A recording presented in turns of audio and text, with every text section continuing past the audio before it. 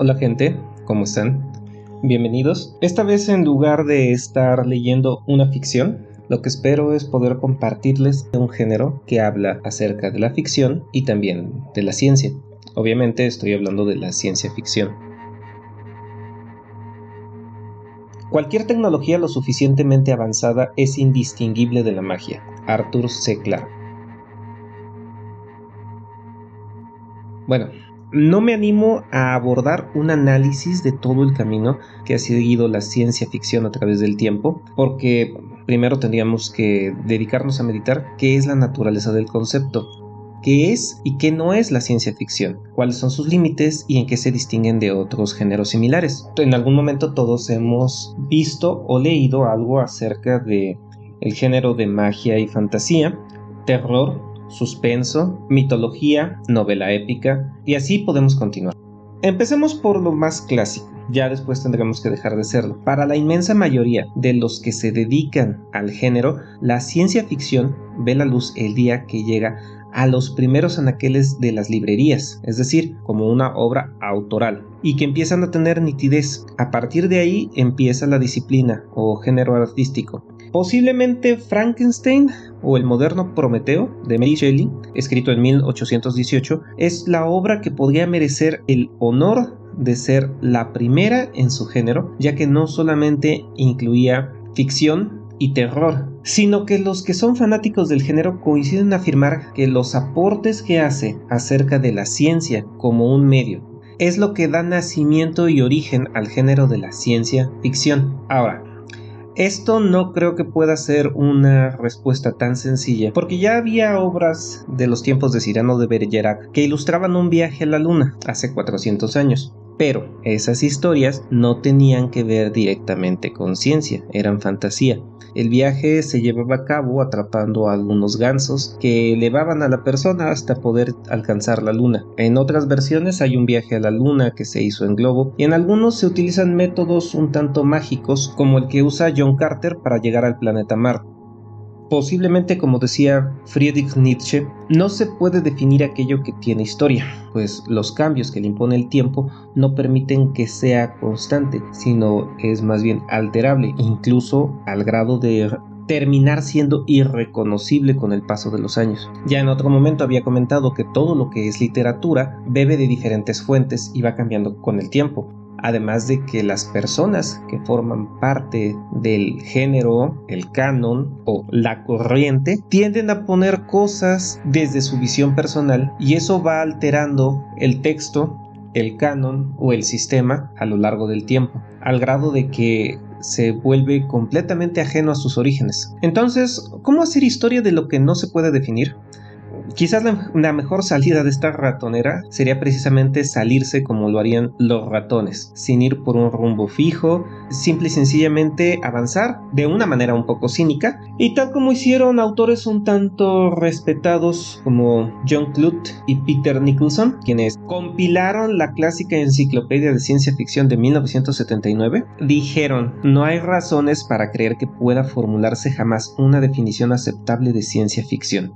Aunque eso es un poco salir del atolladero tirando la toalla. El autor norteamericano Norman Spinrad la solucionó de una manera más sencilla cuando dijo: ciencia ficción es todo lo que los editores publican bajo la etiqueta de ciencia ficción. Después de eso, Damon Knight, el fundador de la Asociación de Escritores de Ciencia Ficción y Fantasía de los Estados Unidos, afirmó: ciencia ficción es lo que nosotros señalamos cuando decimos ciencia ficción. Pero bueno, aunque a mí me encanta la tautología y estas me parecieron bastante ingeniosas, no nos llevan a nada. Para empezar, la expresión ciencia ficción no apareció sino hasta medio siglo después de que la obra de Mary Shelley viera la luz. Fue el inglés Wilson quien la acuñó en 1851. Y otro de los problemas que tenemos es que los editores no siempre le ponen etiquetas a lo que publican, y si lo hacen, tal vez no estamos de acuerdo con su clasificación. Por otra parte, una pregunta diferente es: ¿la ciencia ficción clásica sigue siendo ficción o es solamente ciencia? Para mí salta a la vista, por ejemplo, que un viaje a la luna podría ser ciencia ficción en el tiempo que fue escrita por Julio Verne, pero en las últimas décadas del siglo XIX. Actualmente eso sería simplemente ciencia, ya no tiene nada de especulativo. Incluso es ciencia en abandono, pues las misiones a la luna ya no es una prioridad de la NASA. Y es que, en efecto, la ciencia ficción es ante todo especulación. Cualquier obra que aspire a figurar en los anales del género debe responder de un modo a otro a la pregunta ¿qué pasaría si? Detengámonos a pensar un poco y comprobemos que todas las grandes obras de esta curiosa especie literaria lo hacen, hasta el punto de que precisamente el asunto sobre el que cada autor plantea su especulación es el que nos permite encasillar su obra y delimitar así subgéneros dentro de este casi infinito universo o multiverso especulativo que constituye la ciencia ficción. Porque las preguntas que podemos hacernos en verdad no tienen límites. ¿Qué pasaría si pudiéramos viajar en el tiempo? ¿Qué pasaría si fuéramos capaces de fabricar copias vivas de nosotros? ¿Qué pasaría si existen los aliens? ¿Qué pasaría si los aliens llegan a nuestro planeta? ¿Qué pasaría si nosotros llegamos a un planeta ya habitado por aliens? ¿Qué pasaría si las computadoras se convirtieran en las dueñas del mundo?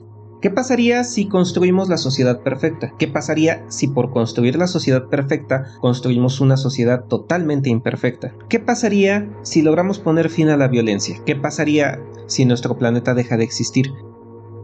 Y así podríamos formular muchas más preguntas y no habríamos terminado de abarcar las posibilidades. Alguna vez una maestra me comentó que toda obra literaria en sí contesta una pregunta, que es ¿quién soy? Siempre a través de los ojos del personaje.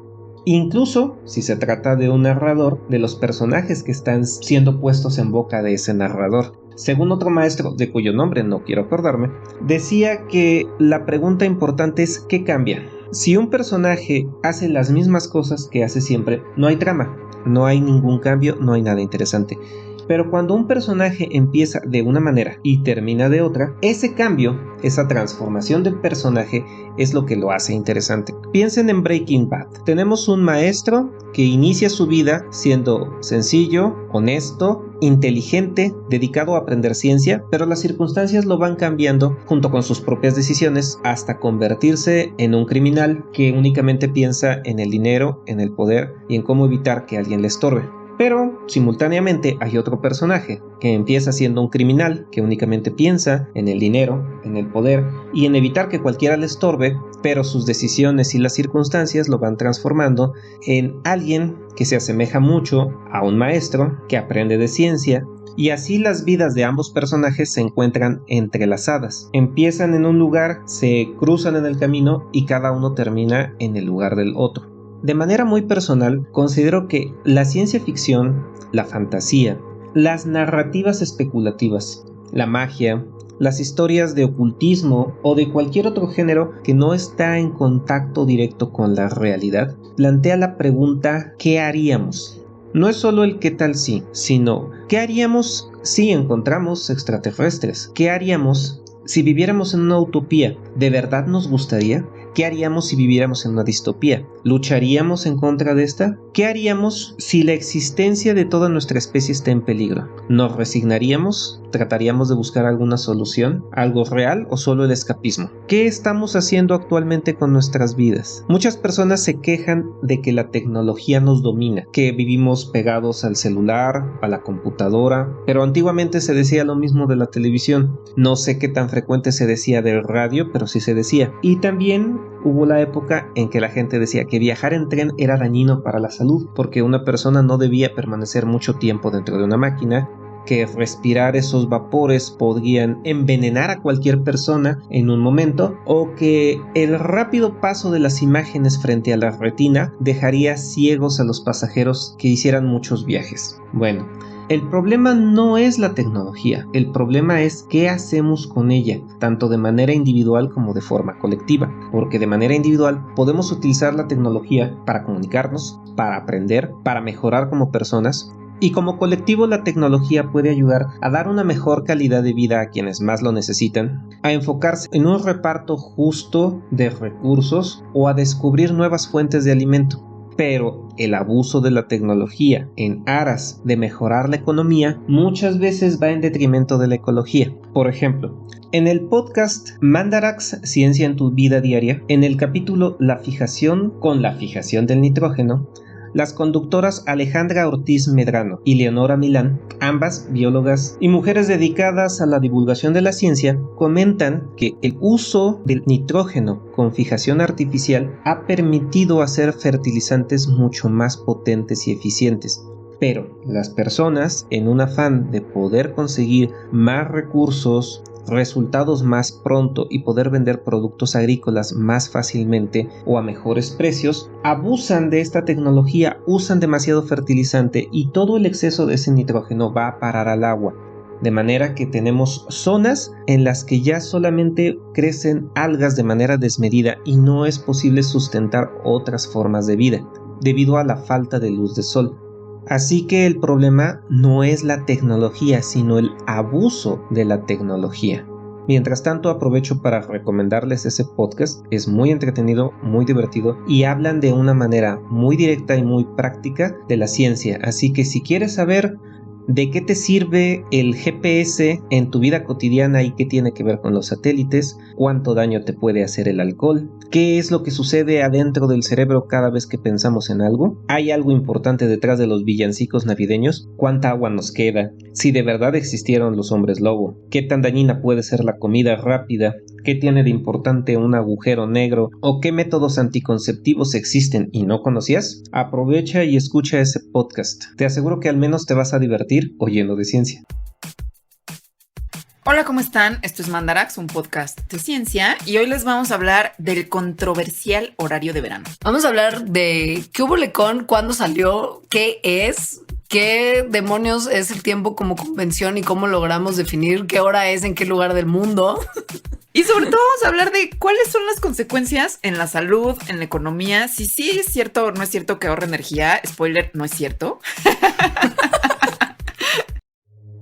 Por otra parte, la ciencia que se escapa de nuestra vida cotidiana, aquella que todavía no forma parte del aquí y el ahora, es lo que originalmente llamaban el novum. En pocas palabras, ese elemento que se escapa de nuestra experiencia cotidiana y, desde luego, a la posibilidad de experimentarlo en nuestra realidad inmediata, en el caso de la ciencia ficción, a través del elemento de la ciencia. Pero la ciencia ficción no termina en el campo de la ciencia, de hecho ahí es solamente donde empieza. La verdadera ciencia ficción nos hace preguntas acerca del qué haríamos nosotros que somos seres humanos. Se trata de un reflejo acerca de nuestros deseos, nuestros temores y nuestra forma de comportarnos cuando tenemos algo nuevo que no conocemos, que no habíamos experimentado y muchas veces de lo que queremos sacar provecho o incluso de lo que queremos usar para aprovecharnos de los demás. Casi todas las distopías tienen como personaje central alguien que está dedicado a utilizar alguna tecnología, recurso o descubrimiento para poder ganar control sobre todos los demás seres humanos, las naciones o el planeta entero. Y algún rebelde o grupo de rebeldes que se oponen a esa idea de control y hacen todo lo posible desde su trinchera por regresar al mundo a un estado de libertad, trayendo con todo esto las consecuencias de desafiar el status quo y, como toda buena obra, de triunfar o de perder, pero en ambos casos habrán más consecuencias posteriores. Curiosamente, estas características son las que también describe acerca del teatro el autor Virgilio Ariel Rivera en su libro La composición dramática, estructura y cánones de los 7 géneros. Siempre existe un héroe que se opone al status quo y que por hacerlo puede triunfar o puede fallar, pero sin duda tendrá que pagar un precio, incluso si el final es afortunado. A mí siempre me ha parecido muy extraño por qué no hay más obras de ciencia ficción que se hayan llevado al teatro. Lo primero que uno piensa es los recursos. La ciencia ficción se lleva muy bien con el cine debido a que se tiene los recursos económicos, las capacidades del efectismo, el lenguaje de la cámara y sobre todo la edición. para poder presentar todo el mundo de fantasía y maravillas que no se puede hacer en el cotidiano. Pero no todas las obras de ciencia ficción tienen que ver con maravillas tecnológicas, viajes al espacio, por el tiempo, o entablar diálogos con seres extraterrestres que tengan apariencias completamente ajenas a la humana. Muchas de las mejores obras de ciencia ficción parecen desarrollarse en ámbitos tan cotidianos que podrían llevarse a cabo muy fácilmente en el teatro. Voy a poner de ejemplo Fahrenheit 451, la novela distópica de Ray Bradbury, que fue publicada en 1953 y es considerada una de sus mejores obras. Trataré de no hacer spoiler por si hay alguien que aún no ha leído el libro o ha visto al menos la adaptación al cine, y estoy hablando con mucho aprecio de la versión de 1966, no de la versión de 2018. ¿Acaso no esa obra, en un futuro alternativo y distópico, podría ser adaptada al teatro? Dejo la pregunta abierta para los que ya conocen la obra y son fans del género o del teatro. Pausen un momento, comenten su respuesta y quiten la pausa. Dentro de esa misma tónica, quiero recomendar la película The Man from the Earth de 2007. Es una película independiente escrita por el autor de ciencia ficción Jerome Bixby, la cual fue su obra final y se convirtió en una pieza de culto. Gracias a Osvaldo Calderón, el mejor de mis mejores amigos, fue que conocí esta película, que es un drama tan aparentemente cotidiano que bien podría adaptarse al teatro o a cualquier medio con mucha facilidad. Y aún así, es una obra de ciencia ficción impecable que nos plantea la mayoría de las preguntas que nos han planteado las grandes obras que se han convertido en clásicos. No quiero adelantar nada para no hacer spoilers. Mejor vean esta joya prácticamente desconocida. La pueden encontrar en YouTube como El Hombre de la Tierra, con subtítulos en español, y disfruten de cómo se van planteando preguntas dentro de esta intrincada trama. Pero antes de apartarme del tema del teatro, quiero comentar que sí hay obras de teatro de ciencia ficción que fueron escritas originalmente para ser llevadas a la escena, no al libro, no al cine, no a la televisión. Quizás la primera y más icónica es R.U.R. o Robots Universales de Rossum. Es una obra de Karel Čapek, estrenada en Praga en 1921, y esta obra es la que sirvió para popularizar la palabra robot. Plantea el tema de la rebelión de las máquinas por primera vez. La Edad de las Máquinas es una obra de teatro de Florencia Aroldi, que se trata de 5 personajes que son máquinas y que olvidaron que alguna vez fueron hombres. Fue representada en Argentina y recibió los premios a Mejor Guión Espectacular, Mejor Actriz y Mejor Espectáculo en el Festival de Teatro.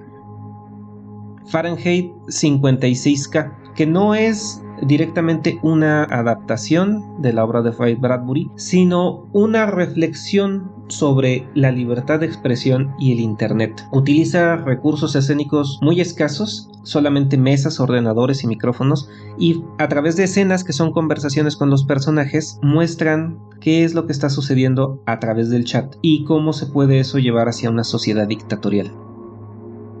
Star Trip es una comedia dirigida de la compañía Ilana.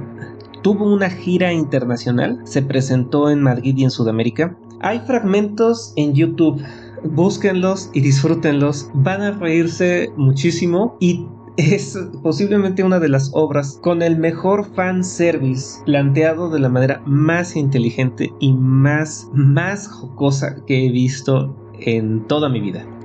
Harker Protocolo es un espectáculo multimedia de Panic Map que fue escrito y dirigido por Juan Pablo Mendiola. Cuenta la historia de Cristina Harker, una joven voluntaria a un proyecto que investiga la posibilidad de sobrevivir dentro de un búnker durante un mes. Cuenta con la única ayuda de un sistema de inteligencia artificial llamado MAP2, pero algo sale más durante el mes y ya no puede dejarla salir. Su estadía se convierte en algo más de 2 años y las puertas del búnker siguen cerradas. Combina danza, teatro, humor, terror, diseño y videomapping 3D sobre el escenario. Es un espectáculo increíble. Solo he podido encontrar algunos fragmentos filtrados en páginas y blogs muy especializados. Hay uno en YouTube, búsquenlo como Harker Protocolo. Los últimos días de Clark Kent. Es una obra de teatro en género de tragicomedia de enredos, llena de tensión sexual, disparos y muchas personas que son lanzadas por la ventana. Se estrenó en febrero de 2011. Fue finalista del primer premio Bubok de creación literaria. El texto sí es posible encontrarlo en internet y plantea muchas preguntas acerca del cómic de Superman, pero de una manera muchísimo más inteligente, creativa y agradable de lo que lo han hecho otros cómics que supuestamente han planteado el origen e historia de Superman y que han sido verdaderos fracasos. Sí, te estoy hablando de ti, Frank Miller. O la excelente e irreverente obra de teatro El Evangelio según Clark Kent, en donde intercala temas acerca del cómic y la sociedad con la religión y la fe de manera muy divertida. Es una obra de Robert Viqueira que se presentó en México y esta hay la ventaja de encontrar fragmentos en video y el texto completo en papel, pues fue publicado por Paso de Gato en su serie de libros de bolsillo con textos completos para teatro.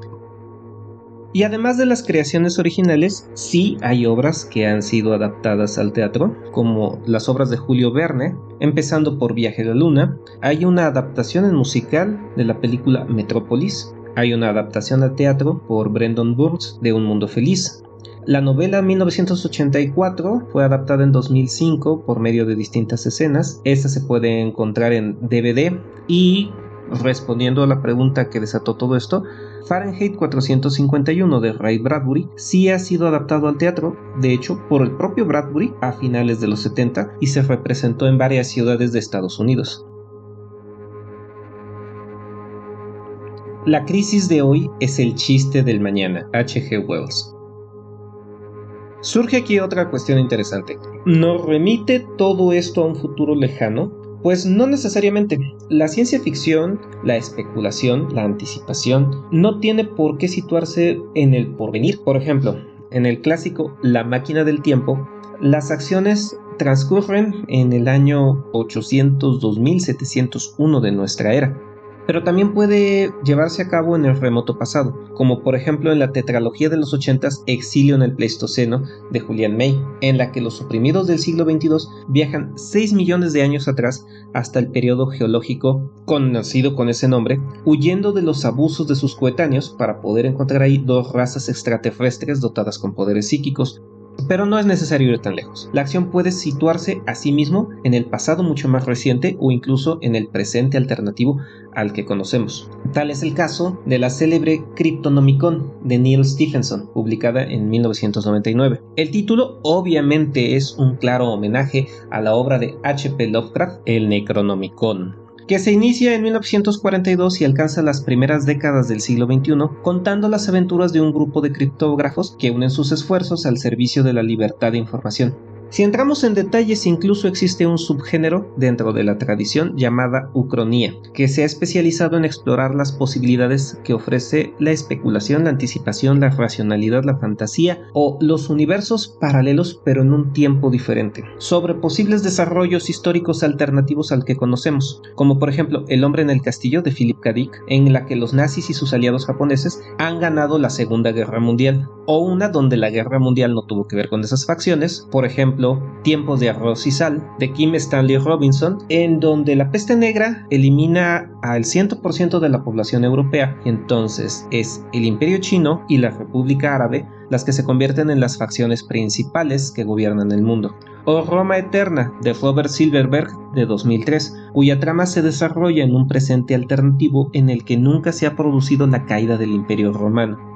Tampoco es necesario que la acción se desarrolle lejos de la Tierra ni en una galaxia muy lejana. En el mejor de los casos, en un planeta desconocido como era lo habitual en la época ahora lejana de los primeros intentos y exploraciones del género de ciencia ficción. Por ello, no nos sirve la vieja definición que daba el autor francés Michael Butor, quien hace más de medio siglo denominaba la ciencia ficción como los relatos que hablaban de viajes interplanetarios. En algunos casos se ha visto que se ofrecen más pruebas sobradas de ello, con argumentos más estables de ciencia ficción en los que ni siquiera se exige una condición previa de dejar claro dónde, cuándo o incluso en qué planeta se está desarrollando la acción. Dentro de las ideas clásicas, posiblemente sí. Las obras de ciencia ficción que eran más comunes, las primeras líneas eran: mencionar el lugar y la época. Por ejemplo, Dunas inicia haciendo la mención del año 57 del emperador en el planeta Arrakis. Pero cuando vemos la película Matrix, ¿acaso importa en qué momento o lugar tienen a cabo las peripecias de los protagonistas? Al principio nos hacen creer que estamos viendo una ciudad de Estados Unidos en 1999, pero ni ellos están seguros si han pasado 100 o 1000 años desde la guerra con las máquinas. ¿Tendría algún caso hacerlo? Después de todo, su argumento se basa en la idea cartesiana de lo engañoso de los sentidos, de la inconsistencia inherente de la percepción humana a la realidad,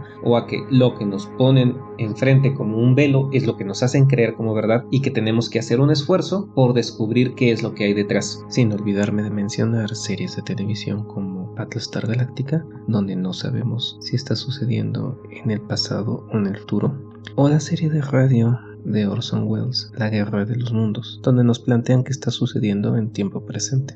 Y les contaré un secreto más. En toda la literatura, las leyendas, los mitos y las ficciones en general tratan de ponernos fuera del tiempo, en algo llamado tiempo mágico. Por eso se usan frases como había una vez, hace mucho, mucho tiempo o en el principio, pero es solo mitología. Luego, en el cine es el lugar donde la ciencia ficción ha encontrado su mejor asiento, prácticamente un trono, desde el cual puede mostrarse y disfrutarse toda la exquisitez visual de los distintos mundos y los distintos tiempos que nos plantea. Tratar de dar ejemplos de las mejores películas de ciencia ficción tomaría horas. Tendríamos que empezar con El viaje a la luna de Georges Méliès, además de todas sus obras que se han perdido, y cada una de las películas que ha tocado el tema de la ciencia ficción de manera directa o indirecta, formal o informal, hasta lo que se está produciendo hoy día. Y eso sería una obra titánica para cualquiera, incluso para las grandes bases de datos de internet lo es. Así que prefiero aprovechar el tiempo para mencionar algunos detalles en otro medio diferente, el cómic. Ya que tras la Gran Depresión de 1929, en las primeras tiras de acción o comic strips empezó a tomar lugar la ciencia ficción, pues se necesitaba una visión del futuro más esperanzadora. No estoy hablando solo de los primeros ejemplos como Buck Rogers, Flash Gordon o la primera historieta francesa Futuropolis, ni siquiera, como he mencionado en algún momento, que todos los cómics de superhéroes son en cierto nivel ciencia ficción, sino hablemos de auténtica ciencia ficción formal. Por ejemplo, en Bélgica las historietas Les Prisonniers de l'Espérance de 1947, el manga Astro Boy de Osamu Tezuka que empezó en 1952, el cómic strip de publicación diaria Jeff Hawkey de Sidney Jordan, la obra maestra El Eternauta del argentino Héctor Germán Oesterheld, o la historieta española El Mundo Futuro de 1955. Quizás algo que se encuentra en un área gris es el fanerótico francés Barbarella de 1962, que fue adaptada al cine, interpretada por Jane Fonda y dirigida por Roger Vadim, pues además de ser una de las primeras con una heroína, tenía una temática que en su tiempo era considerada solo para adultos, pues tenía una mezcla muy sui generis de ciencia ficción dura y humor naif, pero sirvió para dar inicio a la nueva ola, que es lo que permitió acuñar a Valerian, agente espacio-temporal, iniciada en 1967 y adaptada al cine en 2017 como Valerian y la ciudad de los 1000 planetas, aunque esta adaptación me parece que se quedó a medio camino, 50% bien, 50% mal, principalmente porque el personaje de Valerian es el que sirvió de inspiración para Han Solo de Star Wars. Así que si quisiéramos ver una adecuada adaptación del personaje al cine, necesitaríamos una interpretación que sea igual o mejor que la de Harrison Ford como Han Solo. Esta nueva ola alcanzó su cúspide y su rompimiento cuando en un mundo post-apocalíptico se ambienta el cómic Kamandi de Jack Kirby y empieza el boom de 1974 a 1984 en el mundo del cómic, donde la ciencia ficción ocupa un papel importantísimo, de tal forma que era difícil encontrar a alguna revista donde un gran autor no hubiera tocado el género. Destacan Moebius, la revista Metal Hurlant, la serie The Long Tomorrow, el cómic El Garage Hermético, la miniserie Rank Xerox, la trilogía Nicopol, la historieta El Vagabundo de los Mundos, la saga de los Incales, también conocido como Las Aventuras de John Defoe, la revista 2000 Año Domini, el magazine Doctor Who, la serie de cómics del Juez Dredd, o la que combina ciencia ficción y sátira política, American Flag, del cual tuve la suerte de adquirir un ejemplar original hace muchos años. Y de ahí hasta la fecha, con el surgimiento de novelas gráficas que abarcan el tema de la ciencia ficción y que, similar a lo que ha sucedido con el cine desde hace 100 años, se empiezan a volver incontables. La ciencia es una magia que funciona. Kurt Vonnegut. Pero la ciencia ficción por sí sola no basta. Y no importa si se encarna bajo la forma de literatura, cine, radio, teatro, cómic, es arte. Y el arte, un fenómeno muy difícil de definir, debe al menos producir emoción. No importa si es placentera o nauseabunda, pero una emoción. Debe de transmitir un mensaje, algo importante que nos define como seres humanos o nos cuestiona nuestra humanidad, y debe tener un sentido, un trasfondo. No sale de la nada, de la misma manera que una sandía no sale del aire, se tiene que sembrar, crecer, cosechar. Y es lo que muchos autores han denominado el sentido de lo maravilloso, la sensación de sorpresa, de inevitable asombro ante lo desconocido, lo nuevo, lo inesperado. Si una obra de ciencia ficción no despierta esa sensación en aquellos que se acercan, no es ciencia ficción. Será quizás una reflexión más o menos atinada, más o menos racional, sobre efectos de la ciencia o sobre sus aplicaciones, pero si no toca la dimensión humana, no nos cuestiona, nos emociona y nos presenta un trasfondo, no es ciencia ficción. Ahora, algo importante que comparten con lo mágico, lo fantástico, lo maravilloso, lo épico, lo mitológico o el realismo mágico es, como dijo, y cito a Paul Luxer Núñez, la ciencia ficción no es más que otra forma, más moderna, de reflejar en la literatura la misma ansia que siempre ha sentido el ser humano por lo sobrenatural, la magia, la mitología, lo fantástico. Escapar de la realidad, triunfar sobre el misterio de la existencia, participar en el juego de cambiar el entorno con un barniz de verosimilitud aportado antes por lo que era divino e incuestionable y ahora demostrado e incontestable, la verdad científica y su aplicación técnica, sea el vapor, la evolución, la relatividad, la bioquímica, la cibernética, el psicoanálisis, etc. Bueno amigos, me tengo que despedir el día de hoy, pues como había mencionado en otra ocasión, el tiempo para grabar es corto, pero si esto les ha despertado un poco la curiosidad y las recomendaciones que dejé les ayudan a conocer otros ámbitos de la ciencia, la ficción y la ciencia ficción, espero que lo puedan compartir y que me dejen comentarios para poder hacer una continuación acerca de este tema y ahondar más en la historia, el origen, el propósito y lo que nos depara la ciencia ficción. Muchas gracias por haberme escuchado. Hasta pronto.